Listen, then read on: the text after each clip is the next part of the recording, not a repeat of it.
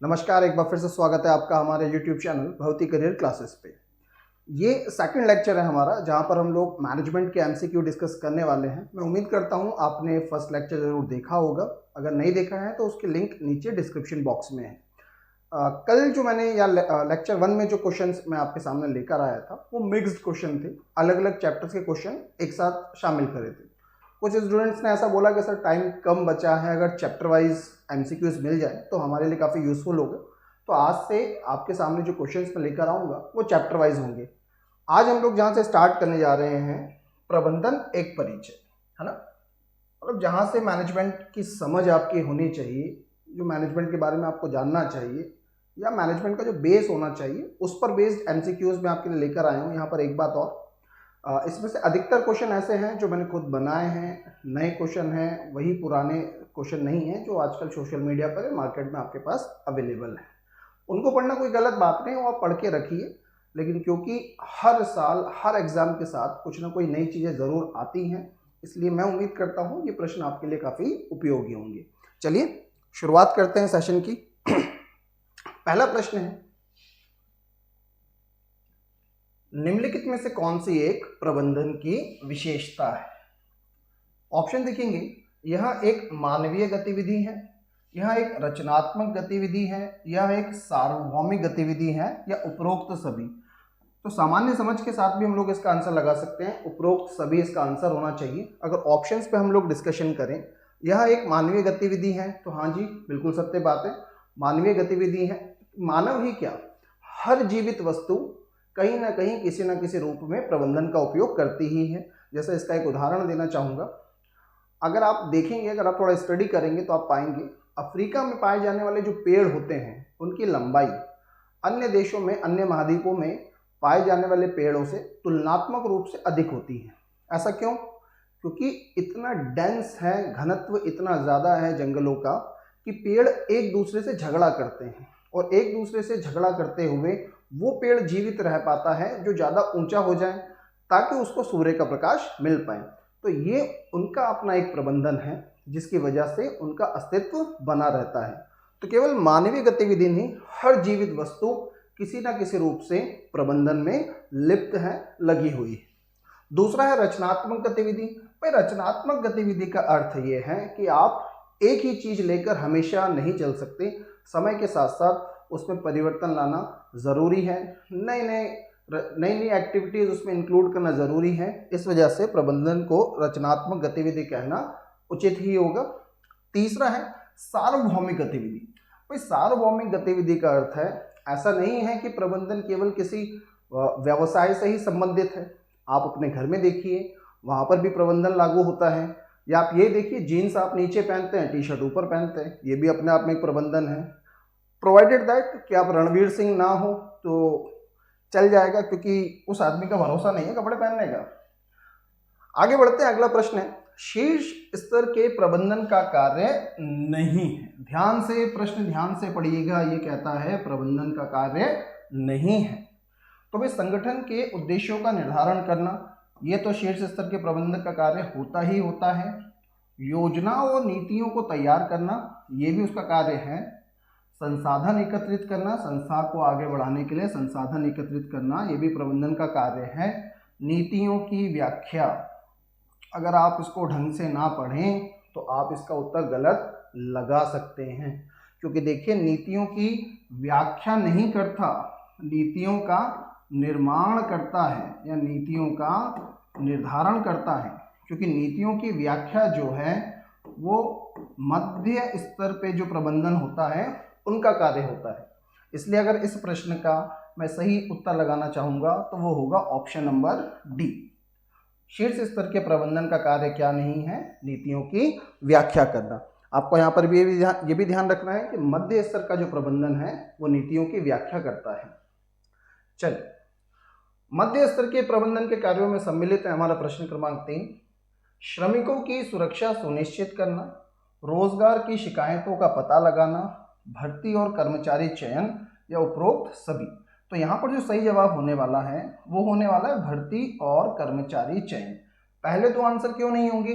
क्योंकि देखिए ये दोनों जो कार्य हैं वो निम्न स्तर के प्रबंधक जो होते हैं बॉटम लेवल पर जो काम करते हैं उनके कार्य हैं। क्यों? क्योंकि वो श्रमिकों से सीधे संपर्क में रहते हैं, इसलिए उनके लिए उनकी सुरक्षा सुनिश्चित करना और यदि उनके कोई शिकायतें हैं उनका पता लगाना और उसे मिडिल लेवल मैनेजमेंट तक पहुंचाना मुख्य रूप से निम्न स्तर के प्रबंधकों का कार्य होता है। अगला प्रश्न है हमारा, निचले स्तर के प्रबंधन का कार्य है। तो देखिए, उत्पादन की गुणवत्ता बनाए रखना, बिल्कुल सही, क्योंकि वही डायरेक्टली इन्वॉल्व होते हैं। काम करने की अच्छी स्थिति प्रदान करना, ये भी सही है। श्रमिकों की सुरक्षा सुनिश्चित करना, जैसे कि अभी हम लोगों ने पिछले प्रश्न में भी पढ़ा था, तो यहाँ पर हमारा सही जवाब जो बनेगा वो बनेगा उपरोक्त सभी, ऑप्शन नंबर डी। अगले प्रश्न की ओर बढ़ते हैं। वैज्ञानिक प्रबंधन की अवधारणा किसने दी? साइंटिफिक मैनेजमेंट जो है उसकी अवधारणा देने वाले जो मैनेजर थे वो थे F.W. टेलर। अब वैज्ञानिक प्रबंधन होता क्या है? देखिए, F.W. टेलर ने ये पाया कि अगर आप हर कर्मचारी को एक जैसा वेतन देंगे तो कहीं ना कहीं उनकी उत्पादन क्षमता पर असर पड़ेगा, या फिर ये कह लीजिए कि अच्छा कार्य करने वाला जो व्यक्ति है उसके पास कोई कारण नहीं बचेगा ज़्यादा कार्य करने का, क्योंकि वो यही कोशिश करेगा कि अगर दूसरा व्यक्ति 10 काम करता है तो मैं भी 10 ही काम करूं, क्योंकि मिलने वाली सैलरी दोनों की, मिलने वाली तनख्वाह दोनों की एक जैसी है। इसलिए F.W. टेलर कहते हैं कि जो अधिक कार्य करे उसको आप ज़्यादा तनख्वाह दीजिए, या जो कम समय में ज़्यादा कार्य कर ले उसकी सैलरी दूसरे से ज़्यादा होनी चाहिए। और यही कॉन्सेप्ट F.W. टेलर का वैज्ञानिक प्रबंधन के नाम से जाना जाता है। चलिए, अगला प्रश्न है हमारा, प्रबंध क्या है? तो भाई, प्रबंध एक कला भी है, प्रबंध एक विज्ञान भी है। तो फाइनल आंसर हम लोग लगाएंगे कला और विज्ञान दोनों। विज्ञान मतलब एक स्टैंडर्ड रिजल्ट जिन चीज़ों का निकल कर आता है वहां पर हम लोग उसको विज्ञान कहते हैं, है ना। जबकि कला आपको सोचने की स्वतंत्रता देती है, नई नई चीज़ों को अप्लाई करने की स्वतंत्रता आपको कला देती है। और प्रबंधन में, जैसा हम लोगों ने अभी भी पढ़ा था पहले ही MCQ में, यह एक रचनात्मक गतिविधि है ना। समय के साथ साथ इसमें परिवर्तन होना अनिवार्य है, इसलिए प्रबंधन आपका कला और विज्ञान दोनों कहलाता है।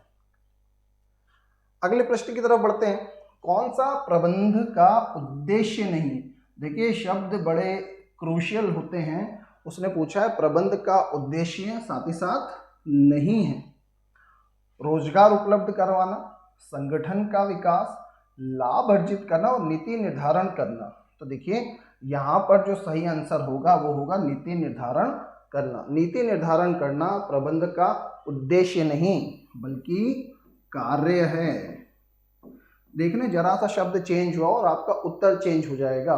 परीक्षा में भी आप इस बात का ध्यान रखिएगा कि क्या पूछा जा रहा है। अगले प्रश्न की तरफ बढ़ते हैं हम लोग। प्रश्न कहता है नीति निर्धारण कार्य है। तो भाई, नीति निर्धारित करने का जो कार्य करता है वो करता है उच्च स्तर प्रबंध। ठीक, इसको मैं थोड़ा सा और एक्सप्लेन कर देता हूँ। यहाँ पर होता है नीति का निर्माण, जबकि मध्य स्तर प्रबंध जो करता है वो करता है नीतियों की व्याख्या, और निम्न स्तर का जो प्रबंधन होता है वो नीतियों को एग्जीक्यूट करता है, या फिर हिंदी में कहें तो उनका क्रियान्वयन करता है। ठीक, तो इस एक MCQ में आपकी 3 बातें सम्मिलित होती हैं। इन तीनों में से कोई भी एक प्रश्न आपकी परीक्षा का हिस्सा बन सकता है। एक बार फिर से रिपीट करेंगे। उच्च स्तर का जो प्रबंध होता है वो नीति का निर्माण करता है, मध्य स्तर का प्रबंध जो होता है वो नीतियों की व्याख्या करता है, जबकि क्रियान्वयन का जो कार्य है वो निम्न स्तर पर कार्य करने वाले प्रबंधकों का है। आगे बढ़ेंगे। अगला प्रश्न है, प्रबंध एक व्यवस्था है। तो भाई, प्रबंध किस प्रकार की व्यवस्था है? 2 प्रश्न हम लोग इस पर भी कर चुके हैं। मूल रूप से प्रबंध एक गतिशील व्यवस्था है, समय के साथ इसमें परिवर्तन होना अनिवार्य है। स्थिर आप प्रबंध को नहीं रख सकते, समय के साथ चीजें बदलती हैं। एक ही संस्था समय के साथ बड़ी हो जाती है, उसकी शाखाएं फैलती हैं, इसलिए प्रबंध का गतिशील होना अति आवश्यक है। अगले प्रश्न की ओर चलेंगे। दूसरे व्यक्तियों से कार्य कराने की युक्ति क्या कहलाती है? देखिए, दूसरे व्यक्तियों से कार्य करवाने की युक्ति प्रबंध कहलाती है, मैनेजमेंट कहलाती है। एक्चुअली ये प्रबंध की मॉडर्न डेफिनेशन है। भाई, जब शुरुआत में प्रबंध एज अ सब्जेक्ट एग्जिस्टेंस में आया तब ये कहा जाता था कि मैनेजमेंट का अर्थ होता है उपलब्ध संसाधनों द्वारा वांछित उद्देश्य की प्राप्ति करना, हमारा मैनेजमेंट कहलाता है। लेकिन मॉडर्न थिंकिंग की अगर मैं बात करूं, वर्तमान परिप्रेक्ष्य में अगर मैं बात करूं, तो प्रबंध की जो परिभाषा मान्य हुई है वो है दूसरों से कार्य करवाने की युक्ति प्रबंध है। मैनेजर, अच्छा मैनेजर वही है जो दूसरे लोगों से कार्य करवा पाए। चलिए, प्रबंध के क्षेत्र में सम्मिलित नहीं है, देखिए वहां पर सम्मिलित नहीं है, तो मानव संसाधन है, विपणन है, खरीद का प्रबंध है, इसलिए सही आंसर होगा उपरोक्त सभी सम्मिलित। इसको आप ऐसे भी समझ सकते हैं कि MBA जो कि एक मास्टर्स डिग्री है, जब हम लोग MBA करने जाते हैं तो ऊपर जो भी ऑप्शंस आपके दे रखे हैं इन सभी में स्पेशलाइजेशन आपका MBA में होता है। इसके अलावा अगर हम लोग और देखें तो फाइनेंस आपका स्पेशलाइजेशन होता है और तरह तरह के MBAs आजकल होने लगे हैं। तो यहाँ पर इस प्रश्न का सही उत्तर बनेगा उपरोक्त सभी सम्मिलित। अगला प्रश्न हमारा, शीर्ष स्तर के प्रबंधन में सम्मिलित नहीं है। तो देखिए CEO टॉप लेवल आता है, GM का मतलब जनरल मैनेजर टॉप मैनेजमेंट में होता है, MD managing director top level पर होता है, फोरमैन जो है ये हमारा टॉप लेवल पर नहीं होता, ये हमारा लोअर लेवल मैनेजमेंट का हिस्सा होता है, निम्न स्तर का जो प्रबंधन होता है वहां पर कार्य करता है। कल वाले जो MCQs थे वहां पर भी मैंने आपके लिए एक ऐसा प्रश्न सॉल्व करके बताया था। चलिए आगे बढ़ते हैं। पोस्ट कॉप अवधारणा के प्रतिपादन में लूथर गुलिक के, मुझे लगता है एक प्रश्न छूट गया है, हाँ, पोस्ट कॉप अवधारणा का प्रतिपादन किसने किया? तो देखिए इसका प्रतिपादन करने वाले थे लूथर गुलिक। पोस्ट कॉप बेसिकली मैनेजमेंट के कार्य हैं, फंक्शंस हैं। कल जो हम लोगों ने MCQ सॉल्व करे थे उसमें भी ये शब्द वहां पर आया था। मैं आपको एक बार फिर से बता दूं, कई सारे विद्वान ऐसे हुए जिन्होंने मैनेजमेंट के कार्य या मैनेजमेंट के फंक्शंस बताएं, लेकिन उनमें सर्वमान्य कार्य या सर्वमान्य फंक्शंस जो थे वो लूथर गुलिक के थे। और लूथर गुलिक ने जो मैनेजमेंट के फंक्शंस दिए उसका एब्रिविएशन या संक्षेपण जो है वो है पोस्ट कॉप। एक नया प्रश्न आपके लिए, पोस्ट कॉप अवधारणा के प्रतिपादन में लूथर गुलिक के सहभागी कौन थे? तो इनके जो सहभागी थे वो थे लिंडेल उर्विक। 1937 अमेरिकन प्रेसिडेंट रूजवेल्ट, उनकी जो एडमिनिस्ट्रेटिव कमेटी थी उसमें लूथर गुलिक और लिंडेल उर्विक दोनों शामिल थे और वहीं पर काम करते हुए बेसिकली ये पोस्ट कॉप की थ्योरी इन्होंने प्रोपाउंड करी थी। आप ये भी ध्यान रखें, हो सकता है यहां से कुछ आपकी परीक्षा में आ जाए। आगे बढ़ते हैं। प्रबंधन के पिता कौन कहलाता है? देखिए प्रबंधन के पिता के रूप में हेनरी फयोल को जाना जाता है। हेनरी फयोल ने कुल 14 प्रिंसिपल्स मैनेजमेंट के दिए थे और इस वजह से इनको प्रबंधन का पिता भी कहा गया। अगला प्रश्न इसी से संबंधित है, हेनरी फयोल ने प्रबंधन के कितने सिद्धांत प्रतिपादित किए? तो इसका सही जवाब होगा 14। आगे बढ़ते हैं। कौन सा कार्य प्रबंध का कार्य नहीं है?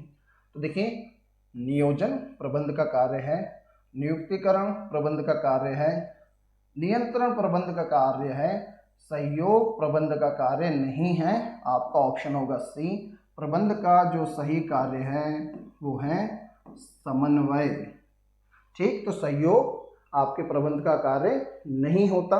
मैंने अभी आपको बताया था पोस्ट कॉप, तो P प्लानिंग या फिर नियोजन, O ऑर्गेनाइजिंग इसमें ऑप्शन में नहीं है, S स्टाफिंग या नियुक्तिकरण, नियंत्रण मतलब कंट्रोलिंग या फिर बजटिंग भी कहा जाता है कई बार इसको। तो ये सारे के सारे आपके प्रबंध के कार्य हैं, सहयोग उसमें शामिल नहीं होता जबकि समन्वय होता है। संचालन के प्रबंध में क्या क्या सम्मिलित है? तो भाई उत्पादन होता है, बिक्री भी होता है, खरीद भी होता है, इसलिए सही जवाब जो बनेगा वो बनेगा आपका ऑप्शन नंबर डी या फिर उपरोक्त सभी। अगले प्रश्न की तरफ हम लोग बढ़ते हैं जो कि हमारा ये है, काम के प्रबंध का हिस्सा नहीं है।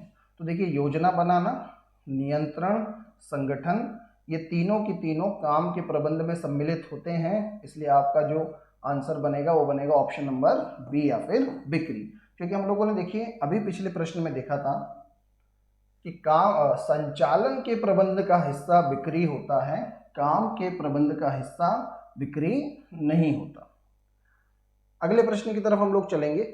लोगों के प्रबंधन में सम्मिलित, तो भाई लोगों का जो प्रबंधन होता है बेसिकली एचआर का जो काम होता है, उसमें स्टाफ सही है, निर्देशन सही है, इसलिए ऑप्शन नंबर सी जो कि कहता है उपयुक्त दोनों, सी आपका सही जवाब होना चाहिए।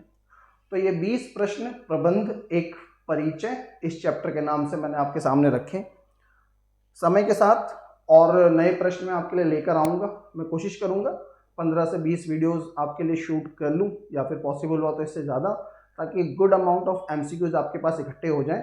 अगर वीडियोस आपको पसंद आ रहे हैं तो हमारे चैनल के साथ जुड़ जाइए। इसी प्रकार की और भी चीज़ें मैं समय के साथ आपके लिए लाता रहूँगा। Thank you so much.